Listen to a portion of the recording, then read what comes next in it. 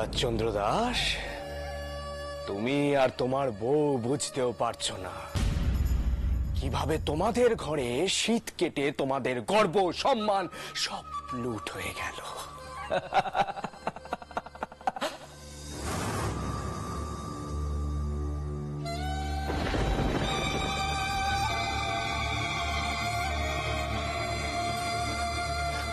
আস্তে আস্তে, সাবধানে।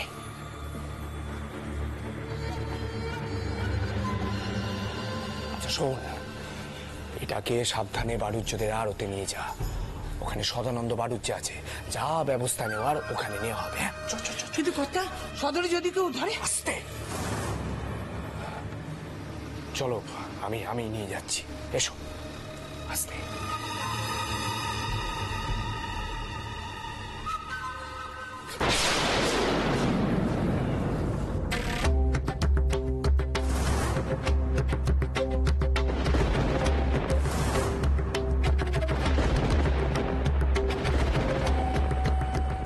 বস্তা নেই, কোথায় যাচ্ছ ভাই? এই বস্তায় কি আছে? এর মধ্যে আমার ব্যবসার জিনিস আছে বউঠান। ওই সকালবেলা একজনকে এক বস্তা নুন দেওয়ার ছিল, নানা কাজে দেরি হয়ে গেছে, তাই এখন দাঁড়িয়ে আছিস কেন? চল। কেউ কোথাও যাবেনি।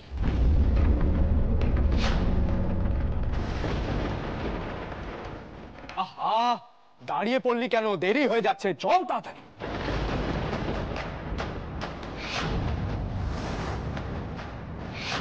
খবরদার,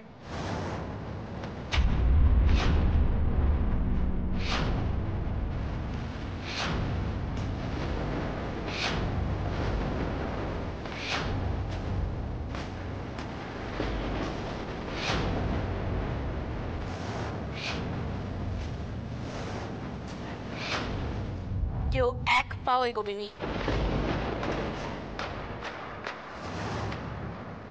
বস্তাখানা খোলো, আমি দেখবো এতে কি আছে।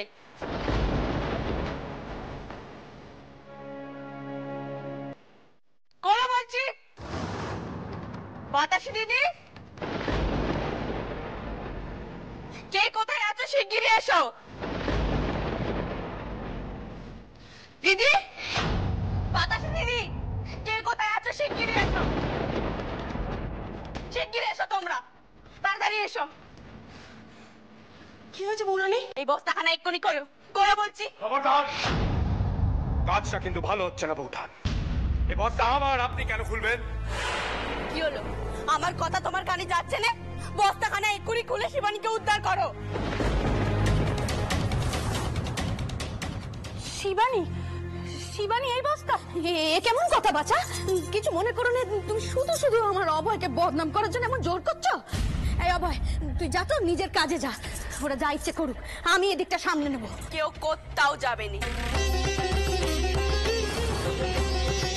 একদিন এমন ভাবেই দিদিকে কাশিতে পাঠানো হচ্ছিল। কি তুমি কি করছো দিদি?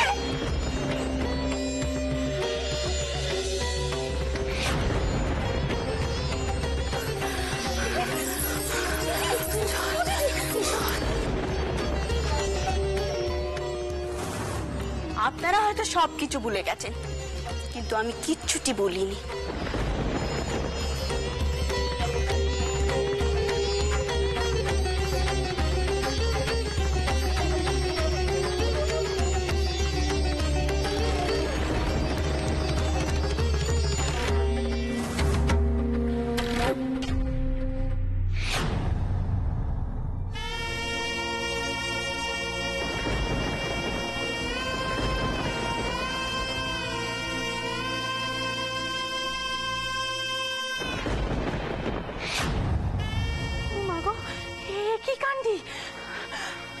আমি ঠিক যা ভেবেছিলাম তাই হলো। বাতাসি দিদি, তুমি ওর চোখে মুখে জল দাও, জ্ঞান ফেরাও।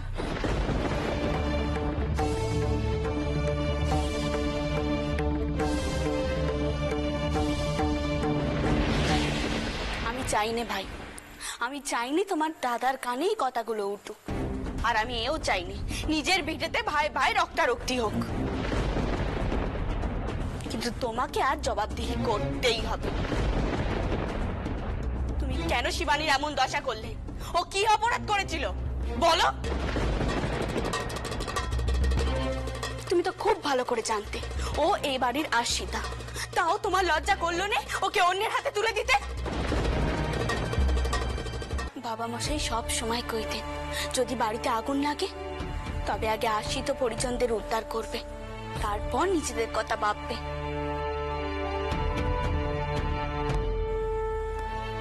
এমন মানুষের সংসারের একজন হয়ে তুমি এমন কাজ করতে পারলে ভাই? যাকে যাকে যা হবার তা তো হয়ে গেছে। আমি বলছিলাম কিছু মনে করো না, এখন এসব কথা থাক। বাউনের মেয়েটির পরানটা তো রক্ষে পেয়েছে, সেই ঢের।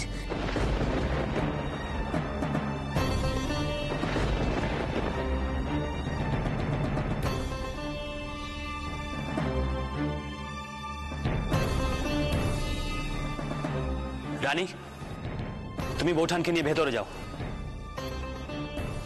এই কাজ তোমাকে কে করতে বলেছে?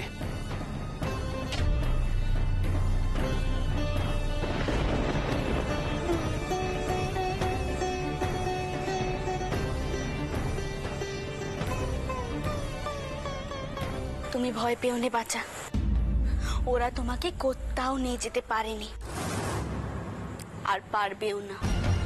আমি কইছিলাম না, এ বাড়ির অন্দরের মেয়েদের ক্ষতি আর আমি হতে দেব না। ওই মেয়েকে বাঁচাতে গিয়ে এ বাড়ির বৌঝিদের ক্ষতি করছেন বৌঠা।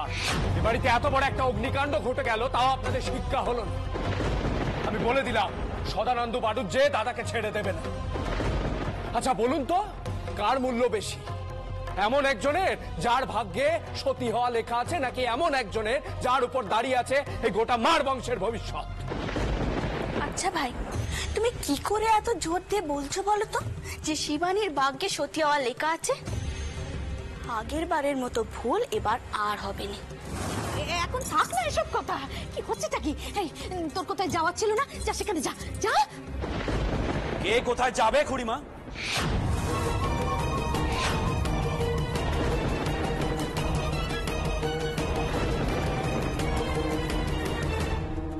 আজ এর একটা ফয়সালা হবেই। আজ অভয় আমার হাত থেকে মুক্তি পাবে না। না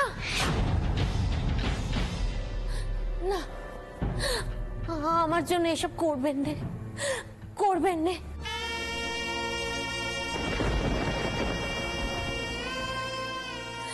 রক্ষে করো মধুসূদন, রক্ষে করো। দাদা আমি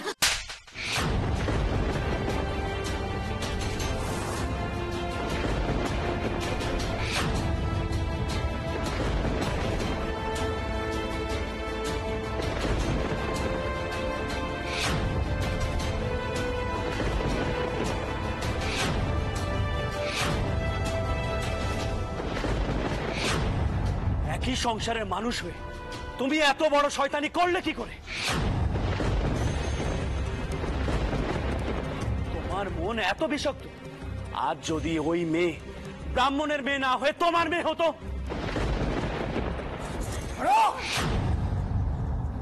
আমি তোমার চোখ রাঙানিকে ভয় পাই না রাজচন্দ্র দাস। তুমি ভুলে যাচ্ছ আমি এই বংশের ছেলে, আমারও দায়িত্ব এই বংশকে রক্ষা করা। আর তোমার জন্য পদ্মমণির বিয়ে ভেঙে যাচ্ছিল।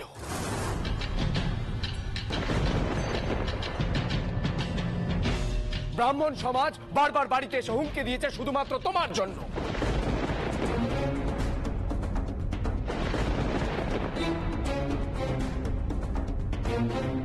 মার বংশের সব সম্মান নষ্ট করেছো তুমি।